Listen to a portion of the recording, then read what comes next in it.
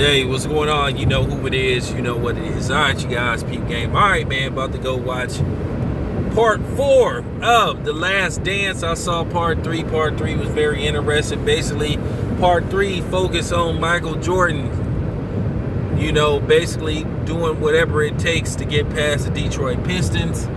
And Michael Jordan did get over the hump in 1990-91.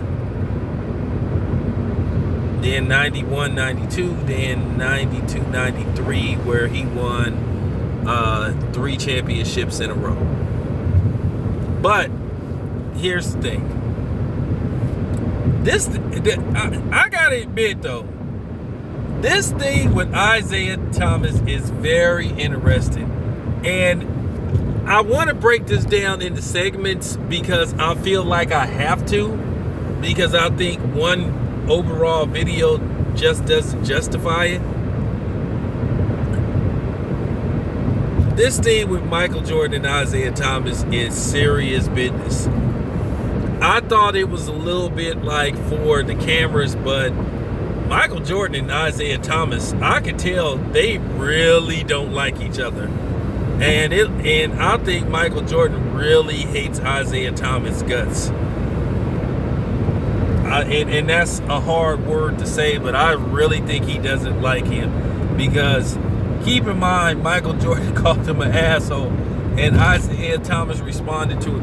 Look, at the end of the day, I remember Isiah Thomas, and me, myself, from my own personal opinion, this is my humble opinion, and Detroit Piston fans, Detroit people, don't get mad at me, but this is my honest opinion about Isiah Thomas. I always saw Isiah Thomas as a hater. I thought he was a hater. I thought he was jealous of Michael Jordan. I just picked up certain things, and then you just heard things about Isiah Thomas, and when people criticize somebody or say something about somebody to a certain degree, it doesn't mean they always be hate. Because I know for a fact a lot of Isiah Thomas's teammates did not like him. Isiah Thomas came across as a snake. He had a reputation as a player. He had a reputation as a coach. He had a reputation as a general manager.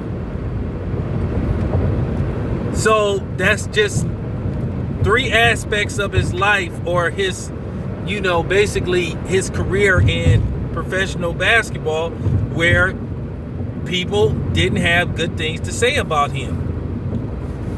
Now keep in mind, John Sally, on more than one occasion, basically has not lightweight dissed Isiah, flat out dissed Isiah. He basically hinted that he was a snake and that he was two-faced. And then you heard people that played for him as a coach that he was two-faced, and he used to stick his nose in some of his players' business where it didn't belong. And then we already know about the scandal, what happened with him as a GM with the New York Knicks. So Isiah Thomas is tied to a lot of questionable shit. You know what I'm saying? Off the basketball court. So his reputation precedes him. Just like the whole handshake situation. Okay, let me just give you my take on the whole handshake situation. I know he said, well, the Boston Celtics didn't shake our hand. Well, to a certain degree, that's not all the way true, because I saw Kevin McHale shaking people's hands. Good old Kevin McHale. So that's not all the way true.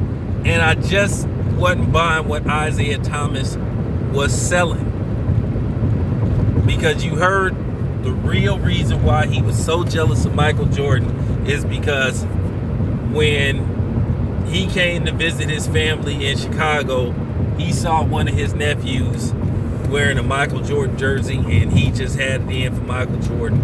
Ever since, we all know about the alleged freeze out versus the alleged snub of him via Michael Jordan not being able to play for the Dream Team. Isiah Thomas says that haunts him to this day. It hurts him.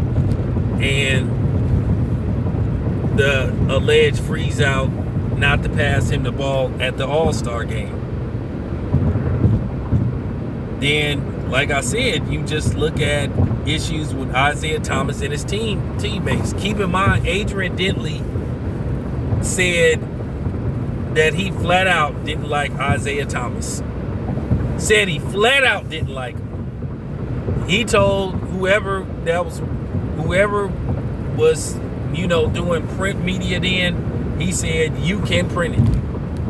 And then here's another thing why some of his teammates didn't like him. Isiah Thomas spent too much time talking to the ownership and management and to the coaches.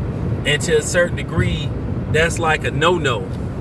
You know what I'm saying? It's sort of like what we have on my job. Look, I'm a member of the Teamsters Union. Don't worry about what local, but I am a Teamster. I've been a Teamster for a while. But one of the things we have as a Teamster, we have an unwritten rule. We have an unwritten rule that you do not snitch and you do not plot on other Teamsters, basically collaborating with management to do in another Teamster. And I'm sure any of my subs that's listening that's Teamsters know that unwritten rule. You do not collaborate. You do not spend time, co-oping with management, the ownership group, basically trying to do in another Teamster. And that's what they feel was going on with Isiah Thomas.